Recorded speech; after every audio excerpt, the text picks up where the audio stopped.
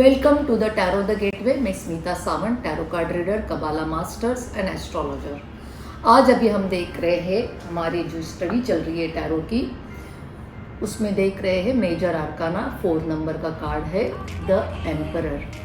देखो यहाँ पे एम्परर जो है तो इसका मतलब होता है राजा, किंग। आप देखेंगे इसको एकदम क्लोज एग्जामिनेशन करेंगे तो आपको पता चलेगा कि रेड कलर का उन्होंने ड्रेस डाला हुआ है और सबसे हाईएस्ट जो चीज़ हाईलाइट हो रही है वो बियर्ड जो है, उनकी जो दाढ़ी है वो सफ़ेद कलर की, वाइट कलर की लंबी है।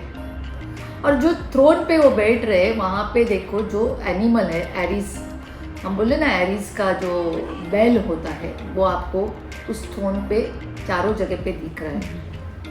और उनका जो वेश है, जो उनका अटायर है, तो ऐसा लग रहा है वो शायद वॉर के लिए जा रहे हैं या वॉर करके तो भी आए होंगे, क्योंकि वो पूरी तरह से वो तैयार है, कॉन्फिडेंट है, एक हाथ में रूलिंग रूल भी है।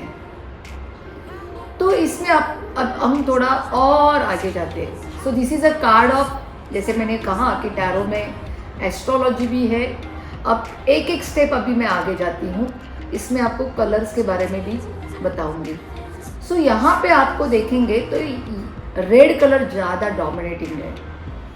सो जैसे द एम्प्रेस कार्ड जैसे गॉडेस ऑफ अर्थ है, so emperor card is god of अर्थ।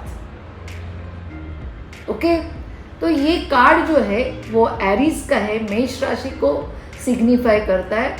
और एरीज जो है वो फायर एलिमेंट है, डोमिनेटिंग है, लीडरशिप भी है और रूलिंग भी करने वाले लोग होते हैं। सो राजा तो ऐसा ही होता है, रूलिंग करने वाला होता है, लीडरशिप होती है, डिसिप्लिन भी होता है राजा में।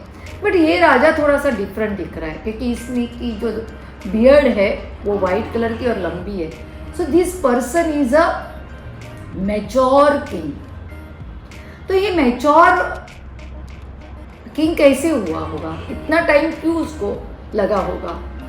ये यंग भी दिखा सकते थे क्योंकि इसने जो राजा बनने के लिए जो अपना सब कुछ डाला था उसमें बहुत सारा टाइम गया था, उसको बहुत सारा स्ट्रगल करना पड़ा। And now he become like a king. ये किंग कौन बनाता है? खुद किंग बनता है? नहीं, जो किंग बनाने के लिए भी प्रजा की जरूरत पड़ती है। तो प्रजा ने सोच समझ के इसको राजा बनाया है। After struggle he become like a king, और after struggle he become like a king, इसीलिए वो पावर पोजीशन बिठा के रखना चाहता है, संभाल के रखना चाहता है और सोच समझ के वो रूलिंग भी कर रहा है। इसमें पैशन भी है, एनर्जी भी है और थोड़ा एग्रेशन भी है। बट एग्रेशन जो होता है वो समटाइम्स बहुत ज़रूरी होता है। एग्रेशन नहीं आपके पास होगा तो जीवन में आप कुछ नहीं करेंगे। जब ये आपके पास कुछ एग्रेशन होगा तो जीवन में आप कुछ ना कुछ कर सकते हैं। तो ये कार्ड इस तरह से आपको आपके जीवन की जो लैंडस्केप की कथा है ना, जीवन की कथा इस तरह से कहता है। अब हम आते हैं नेक्स्ट कार्ड। नेक्स्ट जो कार्ड है the hierophant.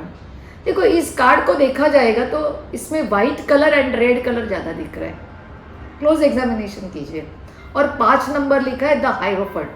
What is the meaning of the hierophant, उसको समझ लेते हैं। हायरोफेंट का मतलब होता है टीचर।